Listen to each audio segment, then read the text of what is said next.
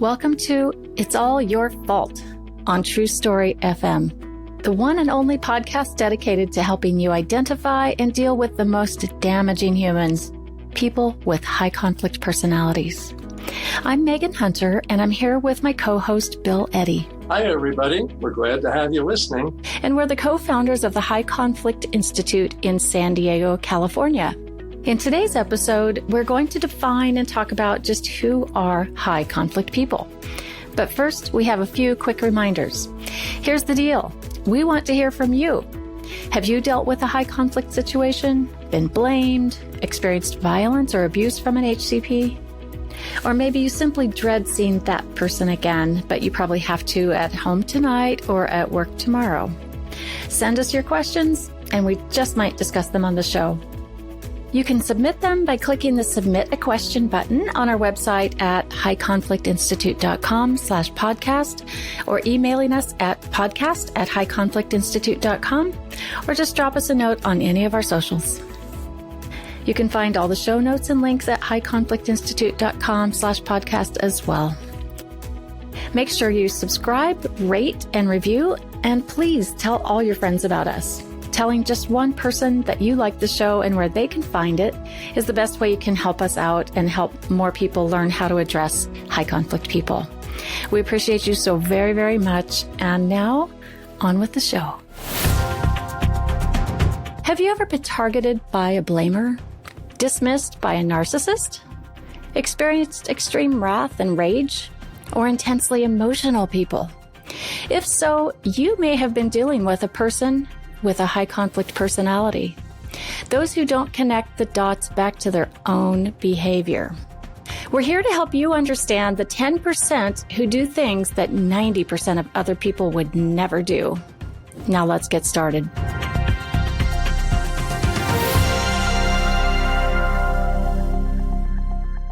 So, it's no surprise to anyone that we're living in an ever-increasing society of conflict. And conflict is normal. We learn to manage conflict throughout life and mostly do okay with our interactions with other people. But most of us have come across a person who seemed a little outside the norm when it comes to conflict. Maybe you've experienced someone like this, like a blamer, right? Maybe you've been the target of blame or had a false accusation lodged against you, or public shaming on social media, or even cancellation. I'm betting you were taken by surprise and either overreacted or just didn't know how to react, and that's pretty normal. It's very typical. It's all about the brain. What we're talking about here are people with a high conflict personality. These are people who don't stop themselves before doing something that 90% of other people would never do. Unconstrained texting, phone calls, emails, and social media. If you've experienced this, you know exactly what we're talking about. These are folks with a high conflict personality. They're different. However, part of the problem is that we don't encounter them too often, depending on our situation. So we end up applying the same strategies with them as we do with everyone else. We take a one-size-fits-all solution, but it doesn't work with HCPs. So let me share a quick example with you. I was giving a training to a group of lawyers. After many years of giving this type of training to lawyers and other professionals, my experience was always positive. So I was surprised when during the break at this particular training, one of the participants tapped me on the shoulder while I was getting my coffee and asked to speak to me. So I stepped aside and you have to understand when I am speaking or giving a training, I get kind of a little high because I really enjoy what I do. And so I'm kind of happy and think that everybody else is happy too. So I'm, combine that with being eager to answer questions and talk with people during the breaks. My expectation of the conversation is that it would be positive. Instead, this person started by saying, "I may be the highest conflict person in the room." Because I was a little bit high, speaker high, I gave a little laugh and thinking this person was joking. And that really seemed to kind of provoke some anger with I am the highest conflict person in the room, all caps, exclamation mark. And the face was really close to my face, and the face was red, and, a lot of anger, and the voice was escalated. So I froze, right? And I only remember being accused of wasting their time and money by attending this training. Now, after training hundreds, if not thousands of attorneys and other professionals, I knew this wasn't usual behavior. So, Bill, let's dig in.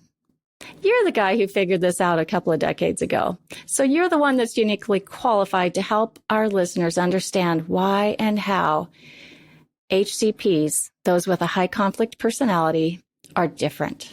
Well, they can start with that 90% you were talking about, Megan. But what we see is they really catch people by surprise. It's like, oh my goodness. And we become like deer in the headlights. We don't know what to do because we're not used to people totally blaming us. It's all your fault. So what we've learned is that people like this actually have a narrow pattern of behavior, which is actually quite predictable. So they're preoccupied with blaming others. They say it's all your fault. They take zero responsibility for a problem. They have a lot of all or nothing thinking. They often have unmanaged emotions, like you mentioned, rage. People go into a rage sometimes.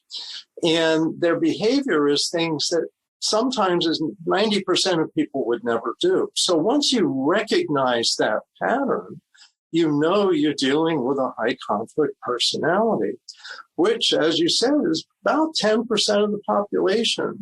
We've been working at this now for about 15 years, and in every setting, we see high conflict people. So what we're looking at is this pattern of behavior that you should today be a little more prepared for. And of course, in this podcast, we're going to give you a lot of tips. So be prepared and recognize this pattern.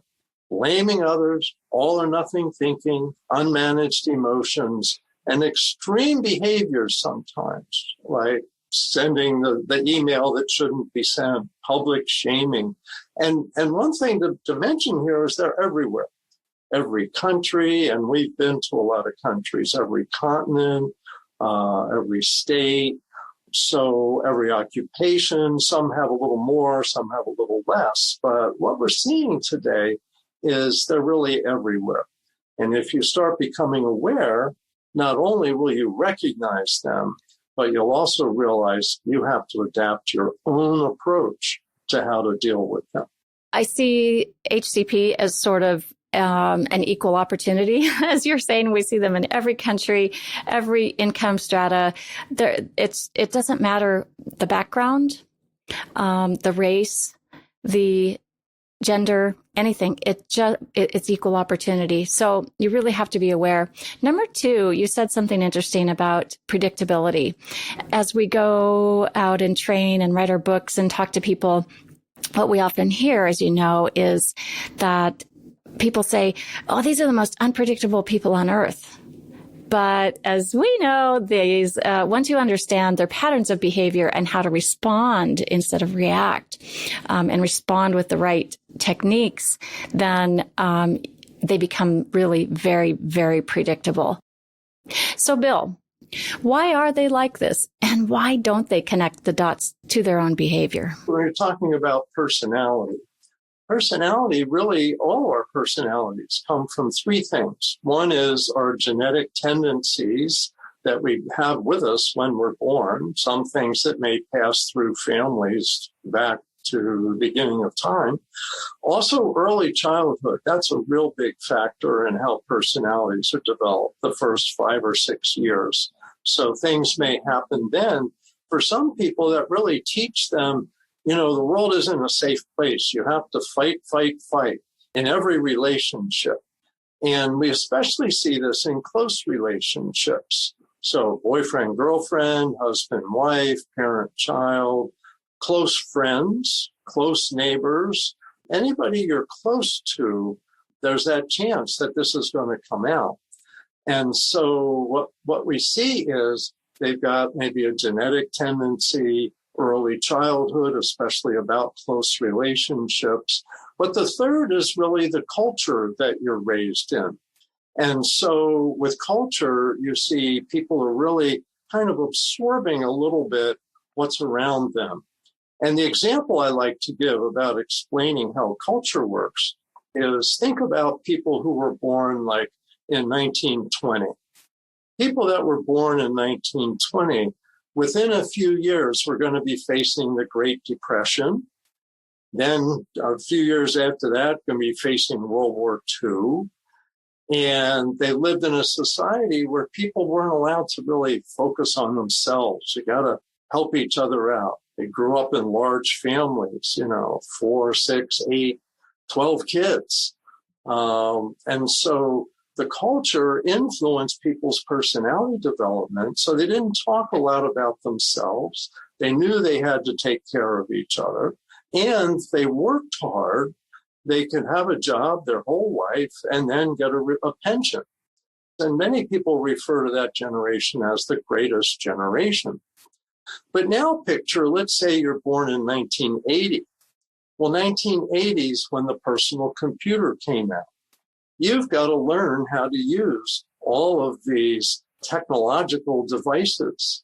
You're also growing up in a family that had birth control. So you're growing up with 1 or 2 siblings, perhaps, rather than 8 or 12. And so what you learned is you have to promote yourself. You're not going to get a job for sure. You've got to sell people on hiring you. And so you can see the cultural influence. So today we have to talk about ourselves more and we spend more time alone. And so that's influenced personalities to some extent. But remember all 3 parts: genetic tendency, early childhood, as well as culture. So what we're seeing with this maybe 10% of people today really depends on the person. But it's a combination of that. Some just were born to be nasty. And there's a percent of people like that. Some learned that in their early childhood because nasty things happened to them. And in today's culture, it's all your fault is one of the messages that we pay attention to. We go, oh, that's exciting. And so high conflict people seem to come from this combination of difficulty, and the way we manage them, we have to shift our own behavior. Let's talk a minute about why they do say that it's all someone else's fault. They seem to externalize and take a victim role. And I think that's confusing to people, like how it feels so strongly within themselves that it is someone else's fault. Yeah, and that's really psychological. And that gets into psychology. And one thing we'll talk about in these podcasts is personality disorders. So that some people are really born unable to look at their own part. Some people learn that in early childhood. And of course, our culture reinforces not taking responsibility. So it's really connecting the dots as an issue. And you can't make them connect the dots. And that's so important to know, that you don't say, oh, can't you see? It's really all your fault because you did this yesterday and that's why it happened. You don't want to go there. What you want to do is talk about problem solving. And we'll give you a lot of tips for that. But it's that inability to reflect on their own behavior. And 90% of people are constantly going, oops, what's my part in this problem? Oops, what should I do differently? And that's how human beings get along. But if you don't do that, then you're not going to get along well with people. And one of the sad things is high conflict people often don't have many real friends because they've alienated the people around them because they don't take responsibility for solving relationship problems. And they're so preoccupied with blaming that they really push people away. It's sad and it's unfortunate. And I think one of the hardest things to do when dealing with HCPs is to understand that the feelings are so strong within them that they do believe it's your fault, even when you know it's not, or when you're being falsely accused. They truly believe this, and no amount of explaining, arguing, or cajoling or telling others will get them to change their mind. It makes them more defensive. So Right. that's why you don't want to point that out to them. And that's probably the big red light alarm to give people right from the start is don't tell high conflict people you think they're high conflict people. You and I both said that to so many people, and then they do it anyway. Yep. You know, I recall someone coming to us for some advice and some help with a divorce situation. And he asked me if I would, thought it was a good idea to send a bunch of books about borderline personality disorder to his soon-to-be ex-wife's entire family, a copy per person. And I said, absolutely don't do that. That's the worst idea ever. It's going to backfire. Do you think he did it? Yes, he did. Did it backfire? Yes, it did. And he sent one to his soon-to-be ex-wife as well. So he wanted her to know she had a problem. And he really wasn't looking inward at all. And so perhaps he had his own HCP going on as well. But what you've said is important. You kind of have to stop yourself before you tell someone that you think they have a high conflict personality. You have to stop yourself before telling other people that you think that person has a high conflict personality. So it's really important for us to be aware of how to avoid labeling and diagnosing someone, saying they have a high conflict personality or a personality disorder. So how do you avoid doing that? Instead of doing those things to avoid, as you're saying, what we need to do is a set of things that address their difficulties. And one of the things that we've developed are techniques. We've developed several techniques, and they're actually each one pretty simple, but it takes a lot of practice. So, for example, one is you can calm the person down by giving them what we call an ear statement that shows empathy, attention, or respect. And so you think of something that connects with what they're experiencing or what they're feeling. So you might say, yeah, I felt that way too sometimes. Or I'll pay attention. Tell me more. I want to understand. Or, I really respect how hard you've been working on this project. And by the way, you can use this tool in families, you can use it at work, you can use it with neighbors, friends, strangers. It's just identify one thing that you can acknowledge for them is give them empathy. Yeah, I can see you're having a hard time, or I know this is a difficult situation. It just calms people like within 30 seconds most of the time. So empathy, or I'll pay attention, tell me more, or I respect this thing, that you're doing or that you've done, or your commitment to solving a problem. And it tends to calm down high conflict people. You can also use it with anybody. And we'll explain that all our techniques you can use with anybody, even children, even teenagers, and of course spouses.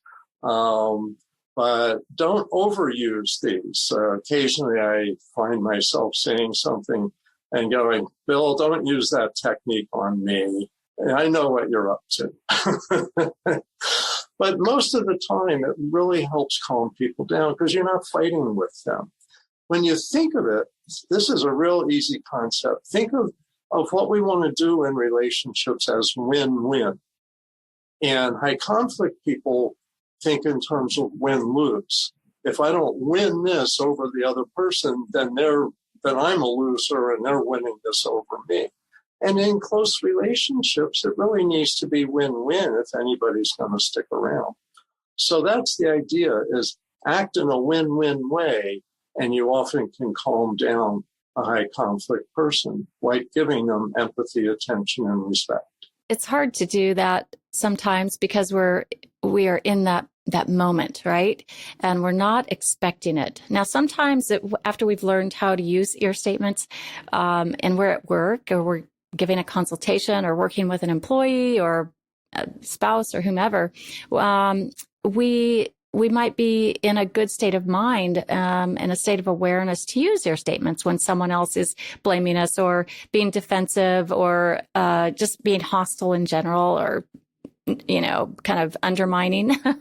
So it can be easier, I should say, in those situations when we have awareness and we're being disciplined enough to use them. But what happens when we are taken by surprise? And that happens sometimes, right? We go to the store and what we expect, a simple interaction. And so our guard is down and someone gets, kind of nasty with us and we might get nasty right back. And there's that win-lose that we're talking about. So it really becomes a matter of adapting what we do because they can't. That's a really hard concept for people to understand, that they aren't going to adapt what they do. And so we must in order to have that win-win. So we're going to slip up sometimes. I still do.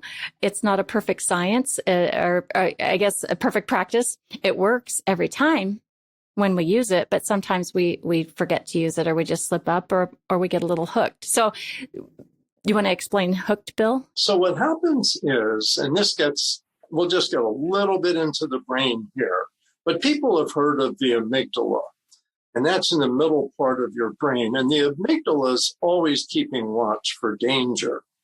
And so what happens is when high conflict people come on, they often come on with unmanaged emotions. And those emotions hook your amygdala.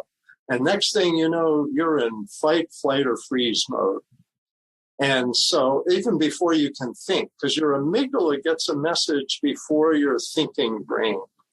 And so what happens is you're ready to fight. It's like, wait a minute, buddy, you're the one who's an idiot. And the words are coming out of your mouth before you realize, oops, this is going to backfire. I need to shift myself.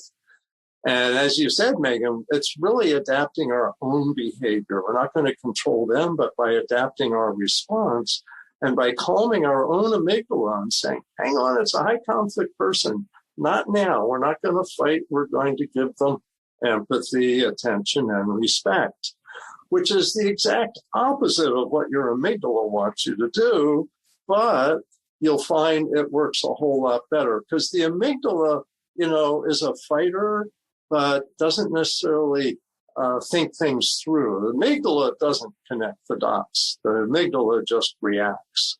So that's why you find yourself when you're caught by surprise and why you want to practice. Because what's interesting, you can train your amygdala to not react in some situations. And they actually say, there's another little tidbit here, that the adolescent brain isn't really fully developed till about 25, and that this part is one of the last parts to really fully develop.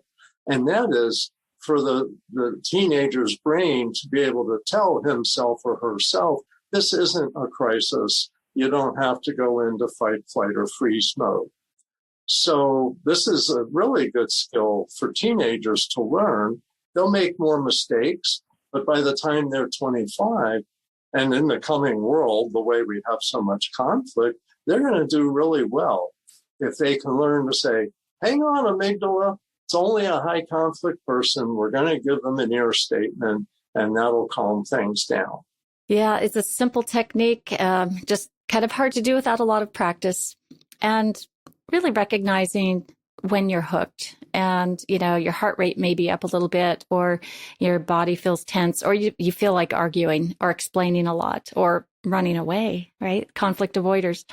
Let me go back to my story about the highest conflict person in the room that we started this episode with. Was I dealing with a high conflict situation? Was I dealing with a high conflict person? So number one, was I being blamed? Yes. This person was blaming me for wasting their time, their money. Number two, did the person display unmanaged emotions? Yes, indeed. The red face, there's a little spit coming out even. So, yep, unmanaged emotions. Number three, was the person displaying extreme behaviors? Yes, merely by getting in my face and yelling in front of a whole room full of other training participants, that's rather extreme. And number 4 was the person exhibiting all or nothing thinking. And I would say yes, because there was so much intense emotion in that moment. And it was, you are going to do it my way or the highway. So let's talk about how I handled it. In the moment, I was taken a little by surprise, and I was in fight or flight, most definitely. My amygdala, who I have nicknamed Miggy, was in fight or flight, and I just wasn't able to think clearly. I froze. And now I have to, respond to someone with an ear statement to calm them in front of a room full of people that I'm going to train on this technique in about 5 minutes. Now I'm under pressure. I'm under stress, because when that amygdala is activated, I tell you, you're really stressed and you can't think. So you kind of go into this primal defensive, explaining, arguing mode. And I'm an explainer by nature. So I explained to this person that I was repeating information from the previous day's training because there were new people in today's training, because that was the complaint. And they said, well, I don't care about them. You should respect me. I was here yesterday and I'm here today for all new training material. So that's when I had my aha moment and was able to pull it together enough to give an ear statement while looking directly into their face and using a calm tone of voice. And I said, I get it now. I understand. So how about this? In the next section that starts in about 5 minutes, I'll be giving all new information. So I think you're really going to like that. So if you just hang on a little bit longer, I think you'll be, it'll be good. So the person kind of huffed a little bit and kind of walked back into the training room. After the seminar, they came up and shook my hand and with a big smile said, thank you. And I had nothing but empathy for the person, because I understood that they were just in that, upset emotion in that moment and couldn't stop themselves. And it felt very normal to come and kind of attack me, right? They couldn't stop themselves. So my ear statement worked. And it was a really good example, hopefully, to the rest of the people that were watching, on how to use ear statements to calm people.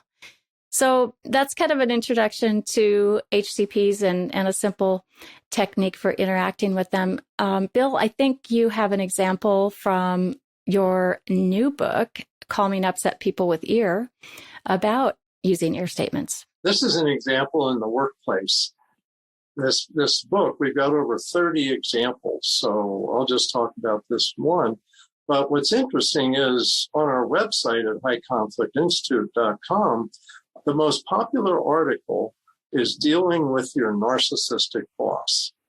And so I'll give you an example. I'm not diagnosing the boss, but they probably were a high conflict person, which, by the way, isn't a diagnosis, but still don't tell anybody. So in this consultation situation, this was a new boss. So she'd been working at her job for many years, just a year from retirement with a full pension. Her department manager changed. The new boss, for some reason, decided to pick on Lori and criticized her frequently, including in front of other employees. She sought a consultation for tips on how to deal with the boss. So she said, the boss criticizes me when she sees me, so when I come to work, I try to sneak past her office into my own office and shut the door. But I know this isn't a long-term solution. I try to change jobs, but I'm just a year away from full retirement. I just want to hang on, but without the harassment. First of all, as I gave Lori an ear statement and told her I can really understand how frustrating and scary that is. And that's the empathy part. But then what I suggested is that she does the opposite, that she engage with the supervisor. And at the beginning of the day, don't rush to hide in her office. Pop your head in the supervisor's office and say, hi, how you doing? I really liked that presentation you did on Friday, or how's your weekend? And then give a response that shows empathy, attention, and respect to her boss. And she did this and then would say, just take like 30 seconds or a minute and say, well, I'm going to get on to work. Those tasks you need me to get done, and go off to her office without rushing or hiding. After about 30 days, about a month, she said, guess what, Bill? I'm now her favorite. And she doesn't pick on me anymore and she actually comes to me and complains about other people, which I try to be very neutral about. And she said, but there's another guy in the office now that she's picking on. So I gave that guy one of your books. But the idea is, and it's not guaranteed, we don't guarantee any of our techniques, but they work generally more than 90% of the time. The idea was she changed her own behavior, and that was calming to her boss.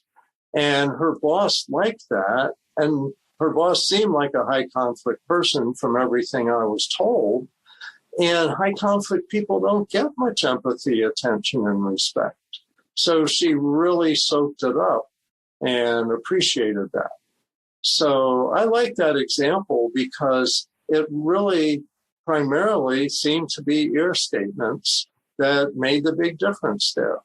So again, not guaranteed, but hey, it works. Yeah. And the great thing is it costs you nothing. Yes. And yes. It saves so much time. Anyone who's dealt with at HCP knows how much time can be lost in trying to figure out how to respond, or in long drawn out fights or things like that. But a simple little ear statement can calm the situation, calm the person, and you can move on about your day. And the great thing is it's way less stressful for you. So you've got to make sure you're unhooked and just practice, be disciplined to use ear statements.